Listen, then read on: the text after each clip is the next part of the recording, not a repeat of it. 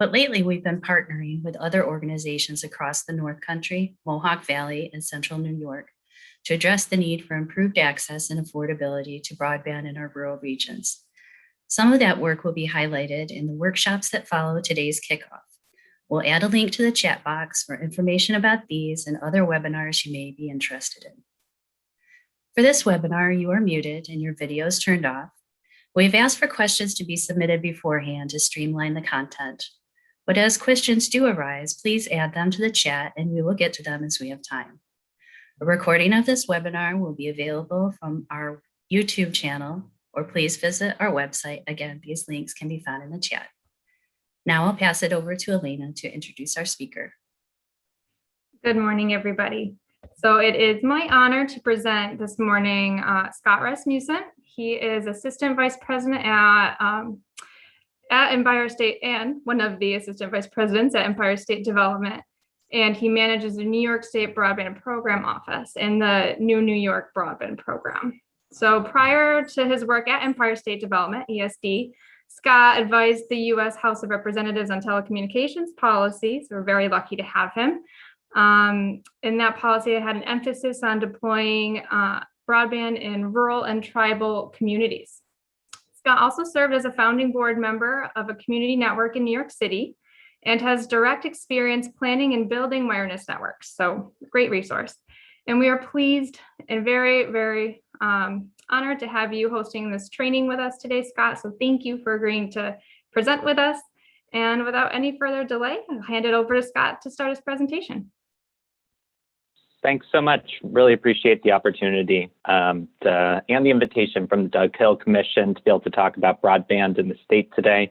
I think we have an incredible story to share in New York State, and I look forward to having the opportunity to discuss that with all of you, as well as being able to talk about what's to come and what we have to look forward to with respect to broadband in the state. Just with respect to outline for the presentation, I imagine the presentation will take maybe 25 minutes maximum, but I'd really like to share some opportunity for discussion and talking about what's in the future and some planning, hopefully. I know that a number of the attendees on this call today are actively engaged in broadband planning in their local communities, and am eager to find ways that the state can support those efforts. So I will begin now with kind of an overview of where we've come over the past 5 years, particularly with respect to the New York Broadband Program, and then cover a little bit about what's to come. If I can get my presentation. And I will apologize now if you hear construction noise in the background. I am still working remotely, and they are tearing up a sewer system in front of my house today. So apologize now for any background noise. So this map should look familiar to many, particularly folks from upstate New York who are with us today. In 2015, about 30% of New Yorkers across the board lacked access to broadband, and 65% of New Yorkers in upstate regions lacked access. This is a map. This map is prepared by the FCC with respect to where 100 megabits per second broadband is available. So that's really kind of wireline access available. And that's the target that we've really held throughout our program, is ensuring that high-speed broadband is available to every New Yorker. That's being 100 megabits per second everywhere that we can make that possible. As many of you know, in 2015, Governor Cuomo launched the $500 million New York Broadband Program. That was at the time, and remains today, the largest state broadband investment in the nation. I think we have a lot to be very proud of here in the state. We have led the largest and most ambitious broadband program in the United States. To give a sense of scale, we invested $500 million in 2015. Other states are just beginning to catch up now. California, I believe in 2019, appropriated about $330 million to a state with a population twice the size of New York's. Illinois, I believe in 2019, also appropriated about $400 million to rural broadband deployment. So even compared with other large states in the nation, New York has invested significantly more in rural deployment across the state. Our investments really tracked along public-private partnerships a majority of our funding went to working with private ISPs that are already active in New York State. And I'll talk a little bit more about exactly who those providers are and how those partnerships looked in a moment. But with respect to overview, I'm not sure how many of you are familiar with the kind of structure of the new New York broadband program, but I'll get into that briefly as well. We awarded funding in 3 rounds. So we executed phase 1 of the program in 2016, phase 2 in 2017, and phase 3 in 2018. Each of those phases were associated with between 70 and several hundred millions of dollars. And we allocated funds through reverse auction. This is very similar to how the FCC awarded funds during its Connect America Fund, as well as the recent Rural Digital Opportunity Fund. Essentially, what we did is looked at New York State, thought about how it is, what areas were served, what areas were underserved, and what areas were entirely unserved. So we defined unserved in the state as an area lacking 25 megabits per second broadband. We defined an underserved area in the state as an area with broadband access between 25 megabits per second and 100 megabits per second, and then served as an area with over 100 megabits per second. So meaning that you essentially have probably a cable connection or a fiber connection to your home. Once we had kind of broken up the state into eligible census blocks, we invited providers to offer bids and collected those bids to make sure that we were using state dollars in the most efficient manner as we could, so that we were able to make awards to the lowest possible bid to serve each census block unit, so each location within a census block. So that's essentially how we carried out these various reverse auctions. I'm happy to answer some more questions about how exactly we did that.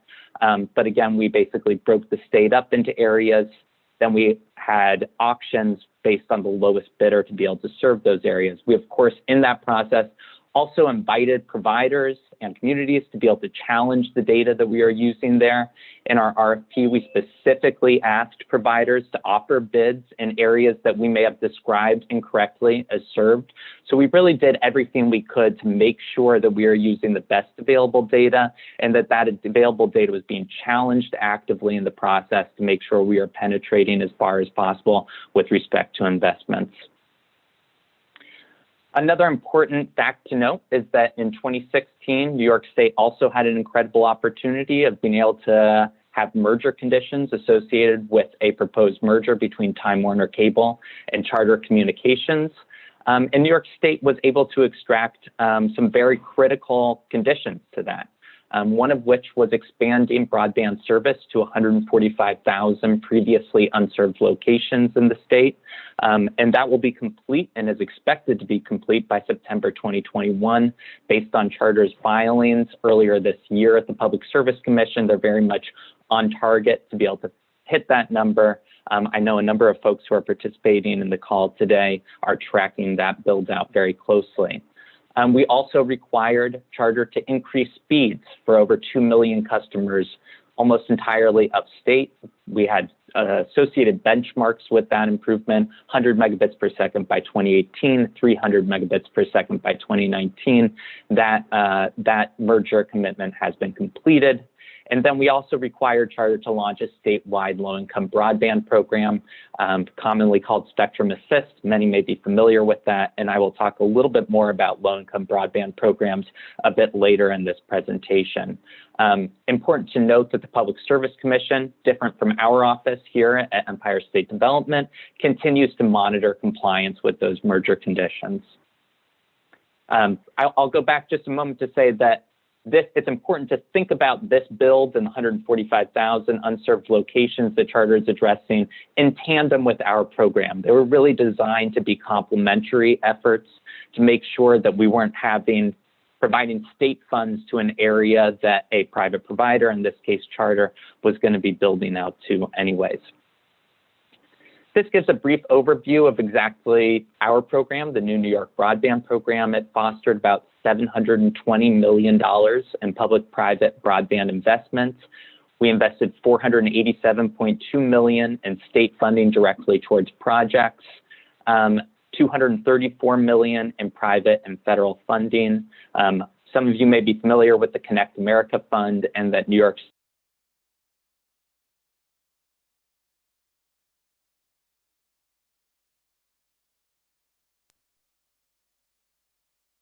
Scott, I believe we've lost audio for you.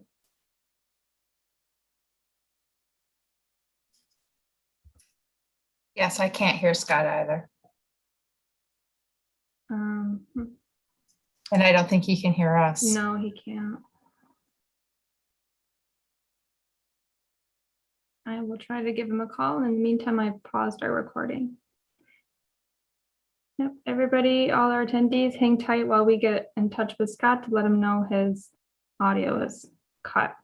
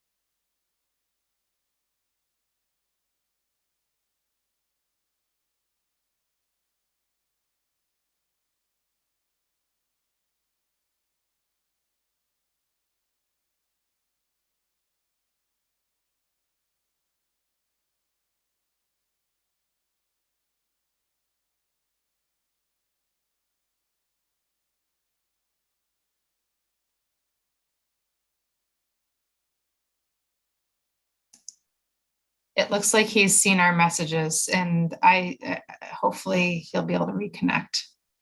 Yeah, looks like he's trying, so should have him back momentarily.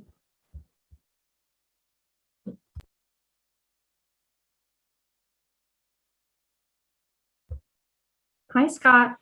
Can you hear us? Hi, I'm back here. How long did I talk without anybody hearing what I was saying? I think we're 2 slides back was the last we heard. Oh, from you. gosh. My incredible apologies to everyone. I have no idea how it was that my audio got disconnected here. No worries. No worries. It wasn't that long. Right before this slide. Yep.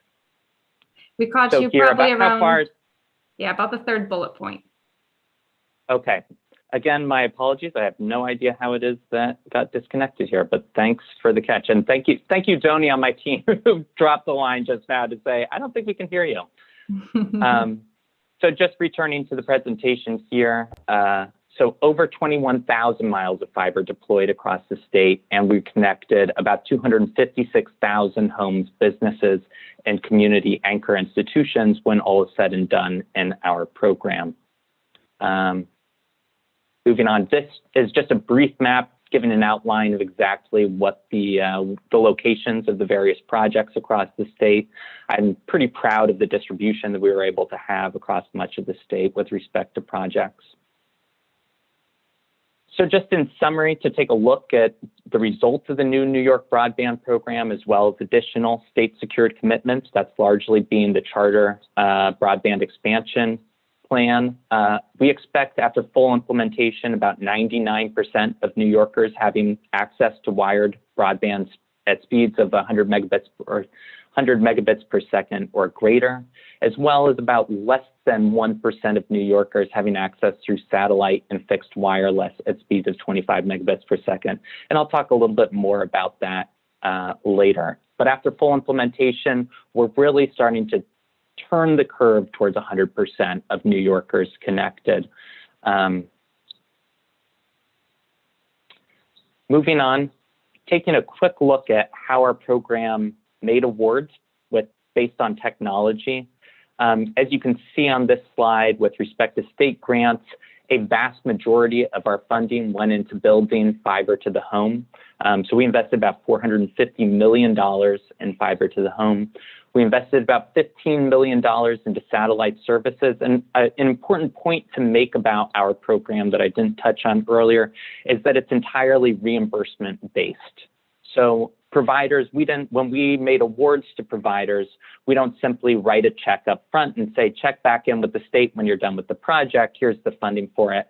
Providers, we operate on a reimbursement basis. So providers are able to submit invoices to the state and request reimbursement on a quarterly basis.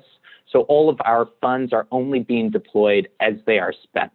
So the state isn't kind of cutting any kind of check up front. And the same goes for satellite awards. So when we're looking at that number of about 15.4 million of state grants invested in satellites, that's the maximum amount that award can be for. We expect the actual reimbursements for that to be significantly less. A lot of our projects with respect to wireline deployment are much closer to the actual estimated cost. Of course, the New York State is never paying more than what we originally committed to on any of these projects.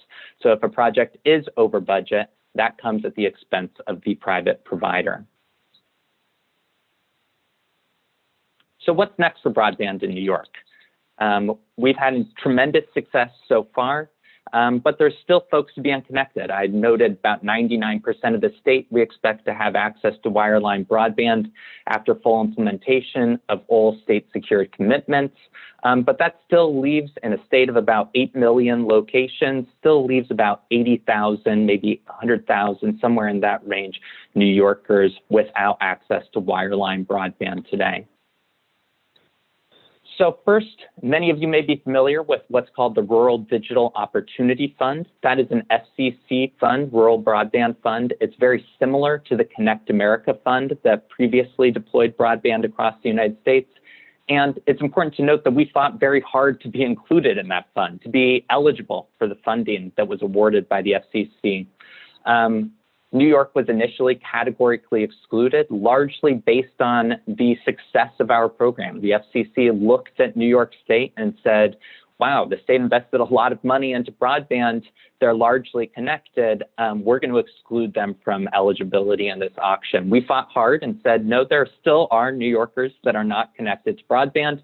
I don't have to tell, I'm sure the folks on this call, that that's the case, and that New York should be able to compete actively for these funds.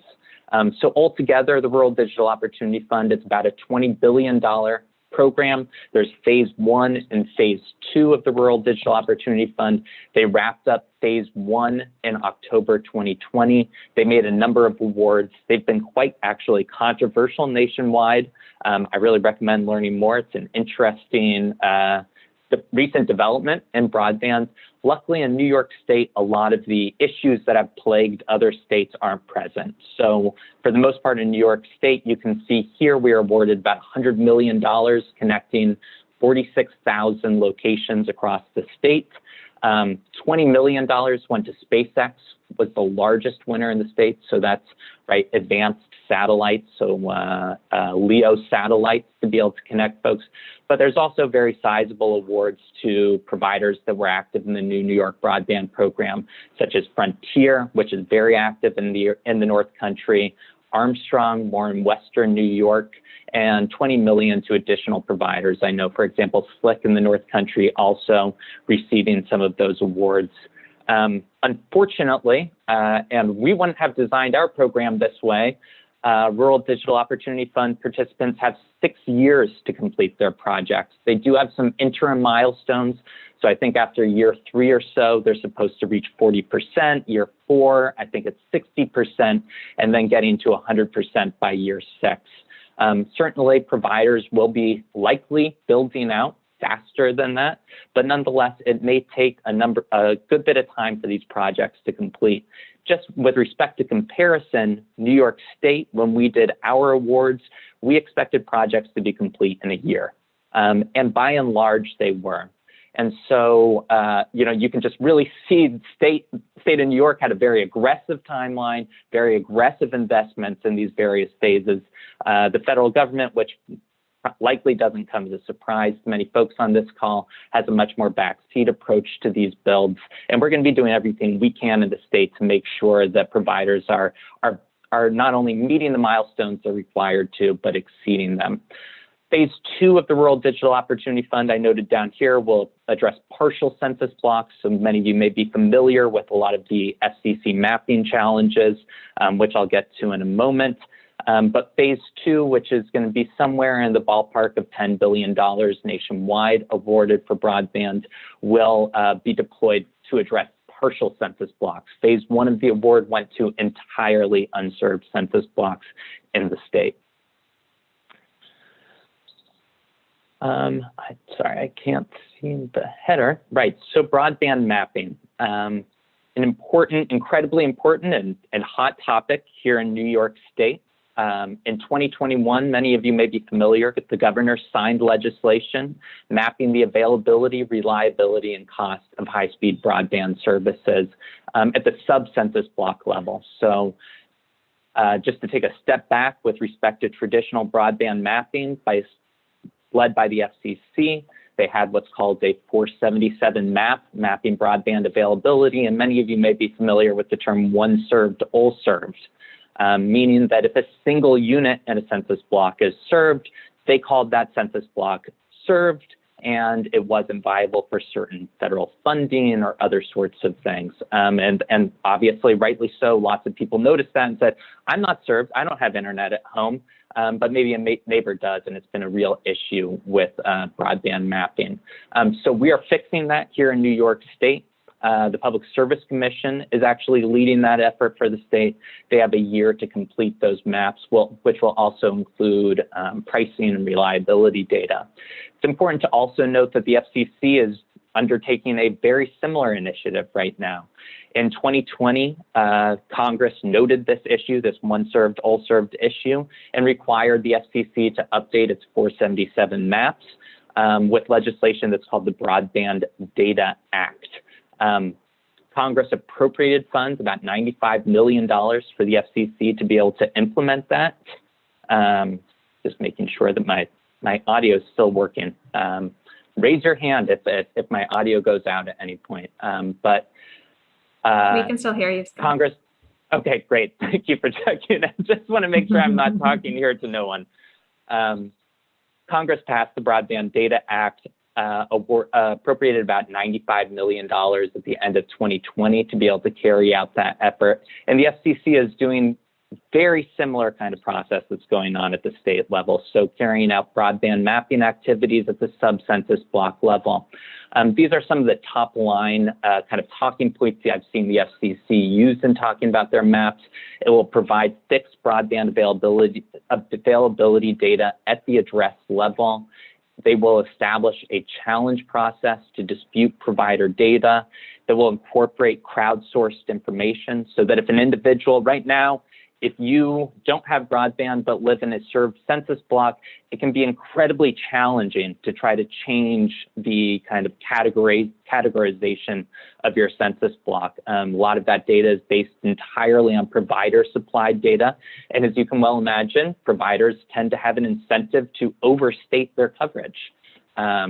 And so this is going to be kind of walking that back, giving users, Americans, everyday New Yorkers more of a say in being able to challenge the data that's being used by the FCC.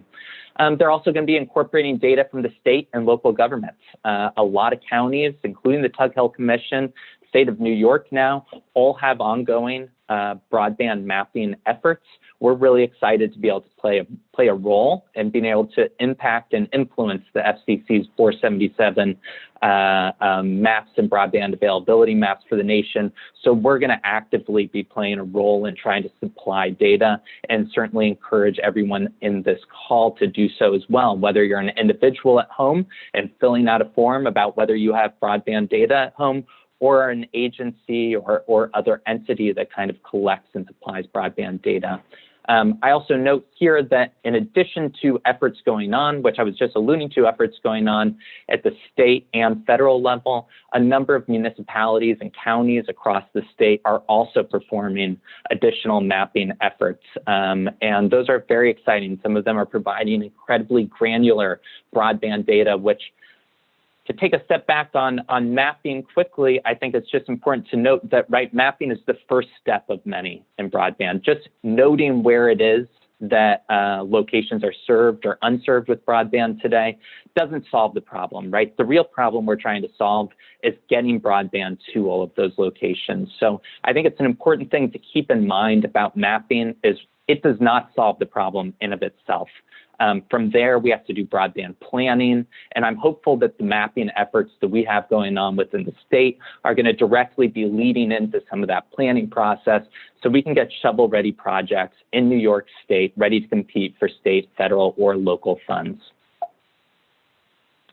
Moving on. So just with respect to broadband investment, right? I was just alluding, mapping and those types of exercises aren't going to be effective unless you have money to put into it. Private providers, for the most part, are building out and will build out the areas that are economically viable. But as many folks on this call are well aware, it often takes a subsidy to be able to make sure that the capital is available for some of these rural deployment projects. Just with respect to, as context, many of the projects supported by the new New York broadband program funded projects at about 80 to 20%.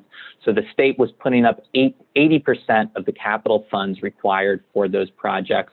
And I would imagine that we're probably going to operate someplace in a similar ballpark, if not even higher, with requirement for public funds or other types of funding sources as we move forward, right? Right now in New York State, you can be looking at the cost of deployment. It can be several $1,000s per unit. That may increase to 15, 20, 25,000 or even higher per unit as we build out further. So it's kind of important to understand that the graph of broadband investment required in the state. The closer you get to that 100% level, the more expensive each increment is going to be able to get full deployment. So we have a number of investments and opportunities and funding streams here in the state that we're absolutely hoping to take advantage of. We have federal programs, which we'll be looking to. That's USDA, NTIA, FCC. I talked a little bit about the FCC's Rural Digital Opportunity Fund, Phase 1 and Phase 2. There's also, some of you may be familiar with USDA Reconnect grants. Congress over the last year and a half or so, based on COVID kind of relief funding, has added about $1 billion plus to several the USDA Reconnect program, which is really targeting rural areas for broadband deployment. I believe that Phase 3 of that program, so a new funding award round, will be coming online this summer, and highly encourage counties, municipalities, others that are carrying out some of these mapping exercises right now to start thinking ahead in terms of next steps. So how do we turn this into an application for Reconnect funds? How do we turn this into a successful application to entice a provider to complete an RDOF Phase 2? There's also charter settlement funds that will be coming to the state of New York. $6 million will be coming to my office, the Broadband Program Office. $6 million will be going to the Public Service Commission. Those funds will become available to the state in September 2021. It's not a huge sum of money, right? We can imagine we just sank $500 million as the state into broadband, but nonetheless going to be looking closely at how to disperse those funds. There's then American Rescue Plan Act funds. So that's the $1.9 trillion that was financed by, appropriated in March, signed into law by Biden in March. And that authorized a number of broadband funding streams to be able to address connectivity during the COVID crisis. Most importantly, the U.S. Treasury just released guidance yesterday, I believe it is, or maybe it was Monday. It's a quick passing week, but providing guidance for the use of those funds for local governments. So county municipalities receiving funds from the American Rescue Plan Act now have guidance from U.S. Treasury as to how they can use those funds to support broadband deployment. And then, of course, the elephant in the room when we're talking about broadband now is the American Jobs Plan. President Biden has suggested $100 billion for rural broadband deployment in that to ensure that we have 100% nationwide coverage. Even some of the, I think, Republican county counteroffers in the Senate right now are at about $65 billion for rural broadband deployment. Either one would be a historic investment in broadband deployment nationwide and could make significant funds available in the years ahead for rural deployments in New York State. Broadband affordability. There is a lot going on in broadband. Gosh, broadband affordability. Many of you may be familiar with legislation just signed by Governor Cuomo for the first in the nation affordable broadband mandate, requiring that all internet service providers in the state offer an affordable broadband plan to a number of low-income families that meet a number of eligibility criteria. So Medicaid, having a child on reduced lunch programs, SNAP benefits, housing assistance of various ways. If you qualify for any of these programs, state or federal, then you should qualify for this $15 affordable broadband plan. As many of you may be aware, there's been a lot of talk about this recently. There have been some suits filed in federal courts or complaints in federal courts. This should be an exciting, interesting, and high stakes process rolling out in the weeks ahead. I've just included a couple quotes from the governor, one at the signing of this program, this important legislation, and another a little further responding to the recent suits about it. And then finally, I think most importantly, right now, something that everyone on this call can take part in right now is spreading the word about the Emergency Broadband Benefit Program. It is a $3.2 billion FCC program that is providing a $50 discount per month to low-income families for broadband service. This is the largest federal investment in history to be able to offset the cost of broadband service. The program begins May 12th. That is today. People can now actively enroll in this program. There are many resources online. Our office is actually partnering with SED, the libraries, as well as an advocacy organization named Next Century Cities this Friday to host a webinar. I'd be happy to share more information about that. It is an informational event to specifically focus on how to make sure that New York is taking advantage of this program to the greatest extent possible. I included there also a link and the website for folks to be able to sign up. I think we should be proud in New York State that over 60 providers in the state are participating in the program. There's almost universal enrollment across the state when it comes to providers. And with that, concludes my presentation. There is a lot of information that we covered here. I'm happy to answer questions, to talk a little bit more. Looks like we have about 25 minutes or so to be able to do a number of questions, but I will turn it back over to our fellow presenters. Thank you, Scott. What a great presentation. Let's start with some of the questions we got from the registration, and then we'll let people send any questions they might have into the chat to the panelists, and we'll go from there. So first question, Scott, is when does New York State expect to have their broadband map completed?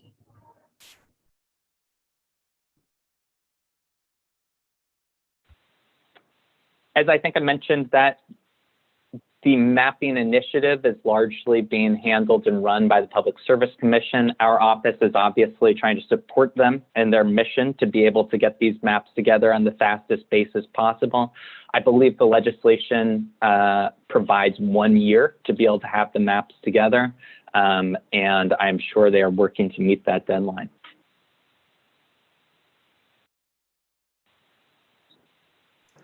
I'll say now, I will just add briefly now, our program does have a broadband availability map online. It does utilize a lot of FCC data, so there are challenges about it, but you can see each and every census block that our program funded.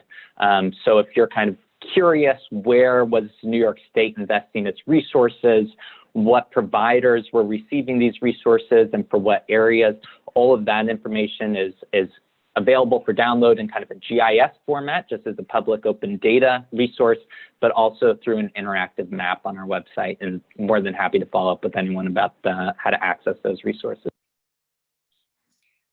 I may be jumping in, and Elena might have this question prepped, but I'll ask it anyway. So we're working with several of our regional and county partners to undertake very granular broadband mapping right now. Lewis County is done. Other counties are in various stages of completion. we feel pretty confident that that's going to be some good data. Is it possible for us, and you might not be able to answer this, it might be a PSC question, but is it possible for us to take this data and feed it to the statewide mapping effort?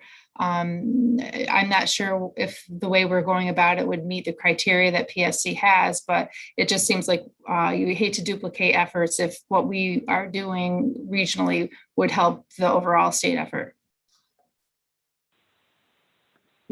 You are entirely correct that I can't speak for the Public Service Commission, right? This legislation was just passed weeks ago, so I know everyone is quickly trying to work to figure out the rules and processes to make sure we're getting the data in.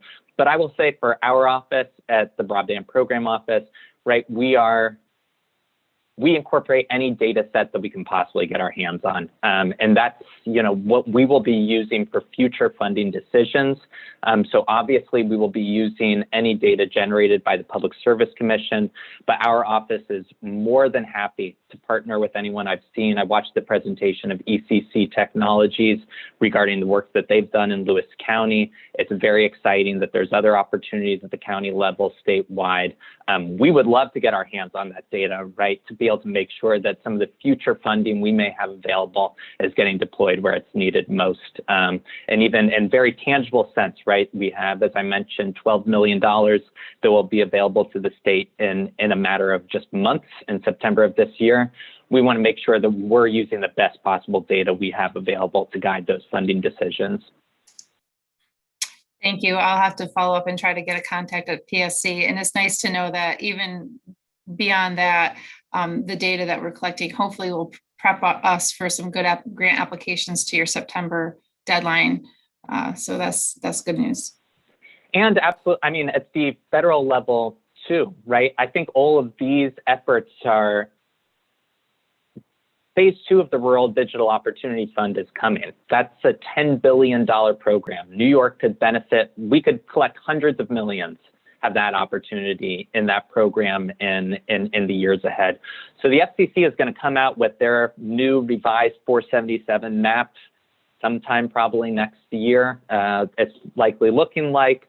That map will be based almost entirely on data submitted by internet service providers. We should have a robust challenge in New York State, and counties, our office, everyone should be actively engaging to make sure that we're holding the FCC accountable. When they say we want to incorporate states from, data from states, from localities, crowdsourced data, let's hold them to it and make sure that we're submitting the data so that when RDOF Phase 2 or other future funding decisions come into play, it's not going to areas that are already served or to all sorts of other things, and we're able to compete in the best way we can. And our next question is, this person says, definitely interested in the impact of the $15 monthly fee on small ILECs and what the state will be doing to subsidize. Sure. Again, the Public Service Commission is responsible for implementing that program, so I don't want to overstep them and get too much into the details, but it's just important to note that the legislation did provide the Public Service Commission with waiver authority for a ISP with less than 20,000 subscribers in the state. I imagine that many small ILECs, which was maybe referred to in the question, likely have under 20,000 subs and should certainly start communication with the PSC regarding a waiver if they're interested in seeking one.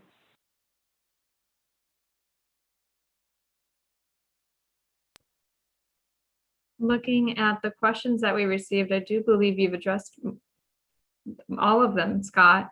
If you'd like, I can read them back, and maybe you just want to highlight some, main takeaways from your presentation to underscore the takeaways. Does that sound good? Whatever you think however I can be helpful. All right, sounds good. So our third question, it's a time frame thing again.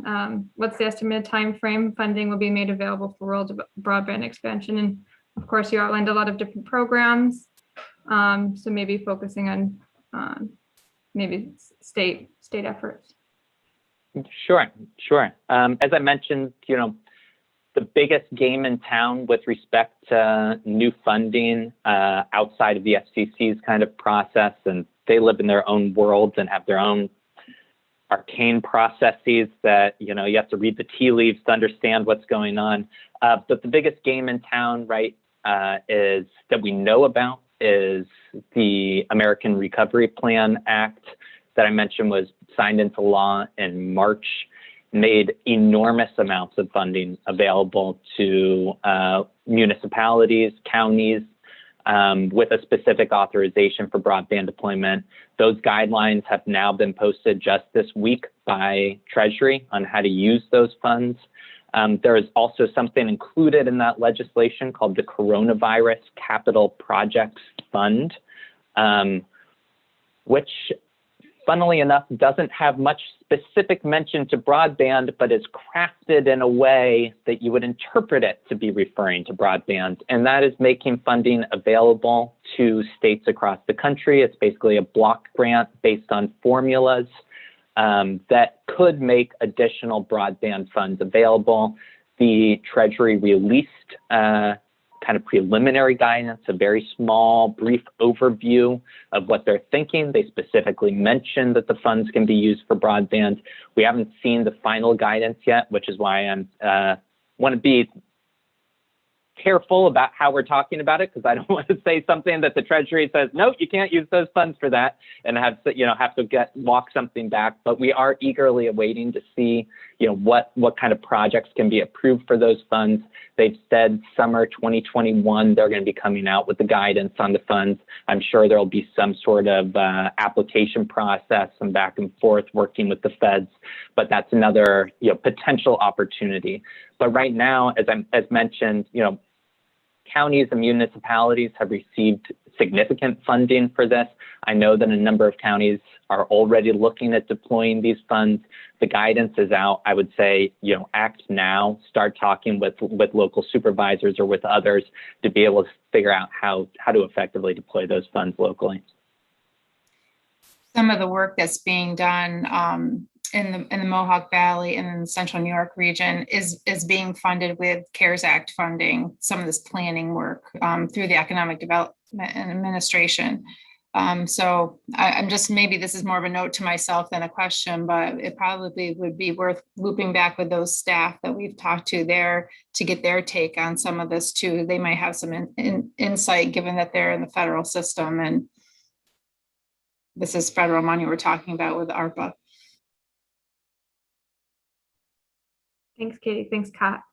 We've got a question from Ken in the chat. He's talking about essentially different technologies, different categories of broadband, and he asks, will satellite internet access fall under the category of broadband in the future, or will it be specific to fiber to the home connectivity?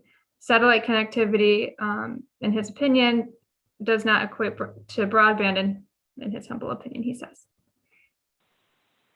Sure. Again, I can't, comment specifically on what additional funding, what technologies would be authorized, right? We could face Treasury guidance on some new funding that says you can only use this for fiber. The guidance that they released earlier this week on other American Rescue Plan Act funds said that the goal should be wireline speeds of 100 by 100 wherever possible. So I think that's a clear statement as to where the U.S. Treasury's head is at with kind of guiding funding decisions. With respect to our program historically, right, in phase 1 and phase 2 of our program, we didn't make any satellite awards. We really tried to focus on deploying wireline access wherever possible. That's always been our priority. And we made satellite awards in instances where we really didn't receive any bids to be able to provide wireline service. So as a stopgap to make sure that folks are getting connected and having access to affordable services. But we'll certainly be continuing to track the issue, right? There's SpaceX is out there, and they are advertising high speeds. It is still in the beta phase. They have been saying, I've been hearing for months that we're on the verge of larger deployments in New York State, particularly through the Rural Digital Opportunity Fund, which I noted, I think, what was it, 13 or 14,000 locations were awarded to SpaceX. So that'll be an exciting process to watch in New York State with respect to particularly locations that are some of the hardest to serve in the state.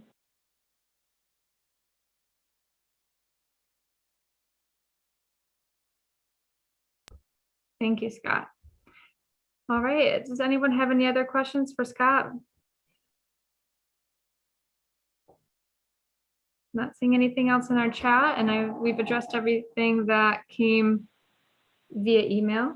Oh, looks like we did get one here from Bill. He says, Scott, in some areas it will be years before fiber gets into our rural communities. Can you speak a little bit more about fixed wireless? Sure. So our program, we funded, I want to say it was 2 fixed wireless projects, which are effective, and fixed wireless technology is improving significantly. I've actually had the opportunity to used to work doing a lot of fixed wireless work. So myself have spent a lot of time in the field. I think there's incredible potential for the technology. You may be familiar, there's been a lot of controversy about it recently with respect to the FCC's Rural Digital Opportunity Fund. A lot of fixed wireless providers suggested that their technology could provide gigabit speeds and competed in the auction as if they were a gigabit provider. Many folks have said that gigabit kind of level in the auctions really should only be reserved for fiber. And so there's a lot of controversy going on right now at the federal level about fixed wireless, exactly what it can and cannot provide. Interestingly, in New York, with respect to the Rural Digital Opportunity Fund, I'm not sure if any funds were awarded for fixed wireless, so that's not going to be as much in play for our state when it comes to RDOF. When it comes to future awards, it's obviously a technology that we should be looking at, and it's improving all the time. I think that there's some really exciting models, not only in rural areas, but also in cities, to be able to offer low-cost broadband solutions. I know we have a lot of very innovative kind of community networks across the state that have done work to try to supply fixed wireless and change some of the rules. And as technology improves, it really is a viable option, I think, for many. And it's obviously can be fast, cheap, and effective to be able to deploy. And it's something that, we should be looking at, particularly in areas where RDOF may be 6 years before folks are getting those fiber connections. In my humble opinion, that's too long to wait. And I don't think I need to tell anyone on this call that as well. So if there's ways that we can deploy fixed wireless, even as a stopgap measure, it's something that we should be looking at. Many of the challenges with fixed wireless, I'll say, you need a tall tower. And that's certainly feasible in some areas. In the Adirondacks, for example, that can be really challenging. There may not be 40-foot plus towers. There's a lot of challenges with cellular deployment right now in the Adirondacks, which is a whole nother topic we can have a presentation about at some point. But challenges with deployment there based on towers, and those same challenges would plague many fixed wireless deployments in the area. So unfortunately, in some of the hardest to access areas, you're still going to have new regulatory challenges that come into play.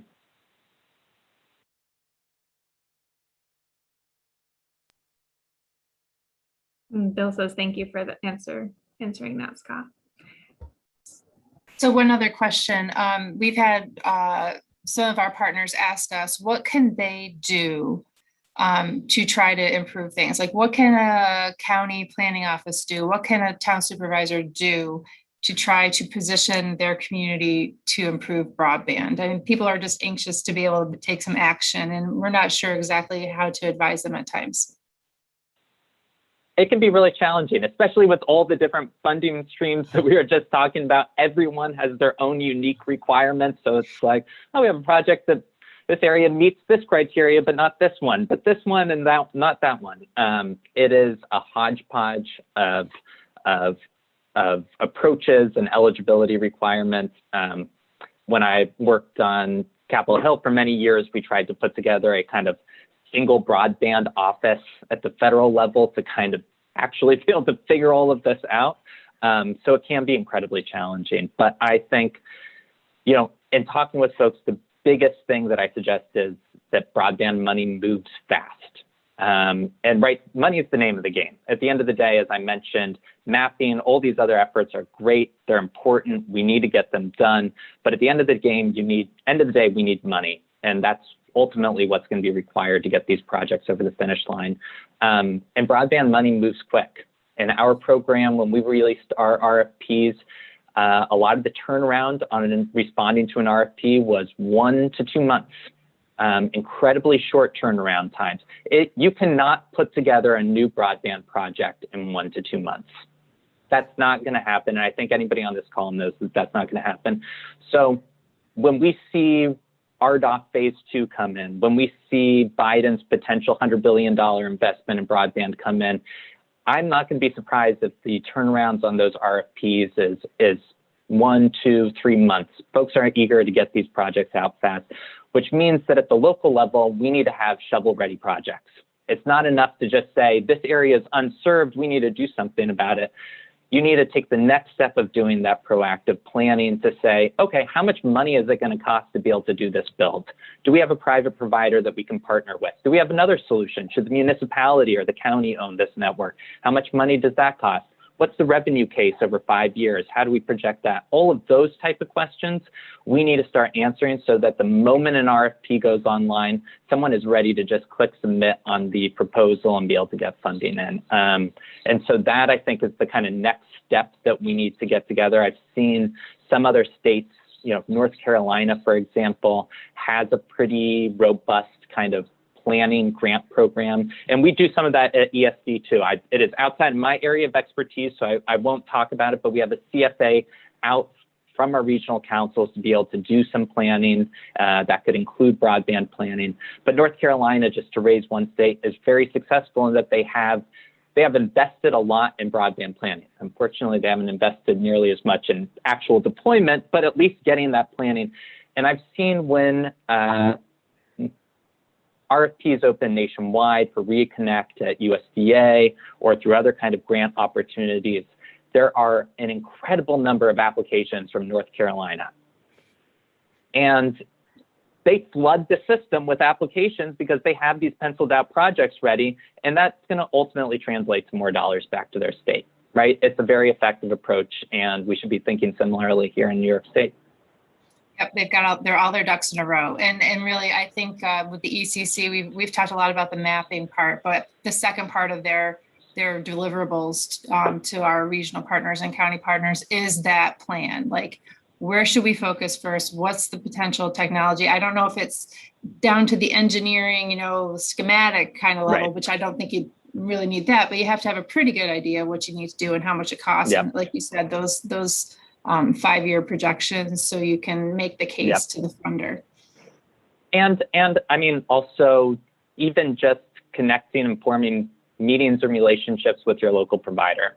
That doesn't, ECC can tell you exactly where their fiber is and everything, but for a lot of communities, when I'm speaking with folks in municipalities and stuff, I say, have you introduced yourself to your local provider?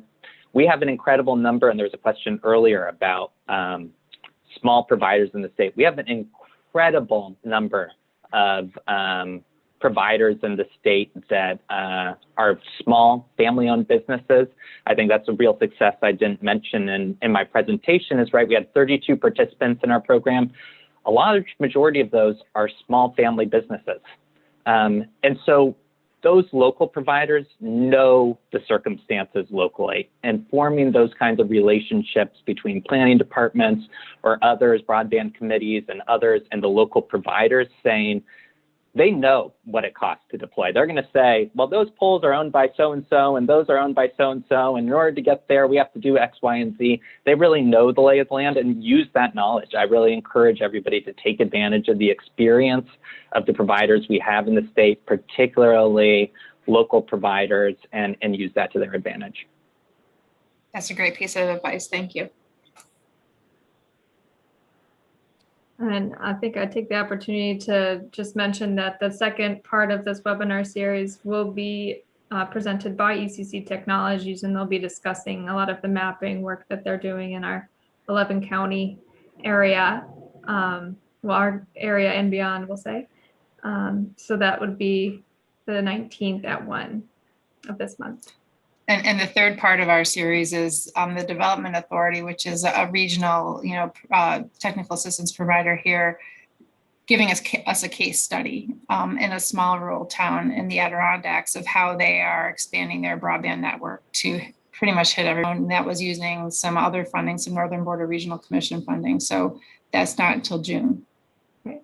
So I think a lot of those conversations we'll have in the webinar will talk to the scalar issue, different planning at different levels and what that's all looking like when we're thinking together.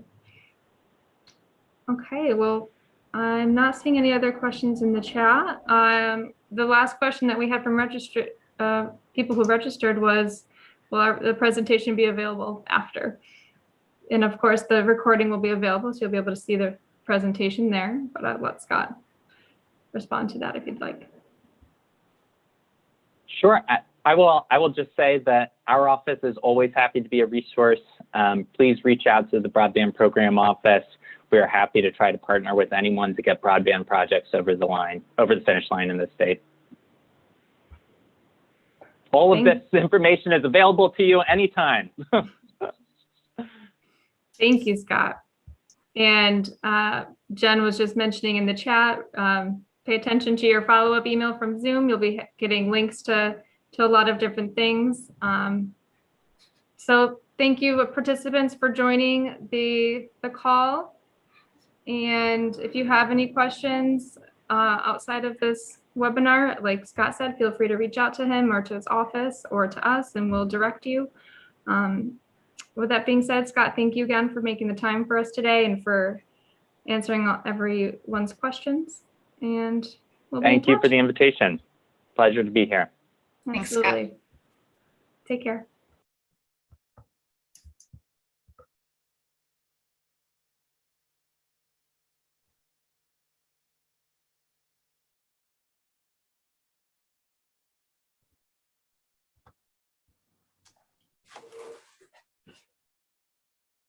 Nice job, ladies. Are we still live? Yeah, we are. Let me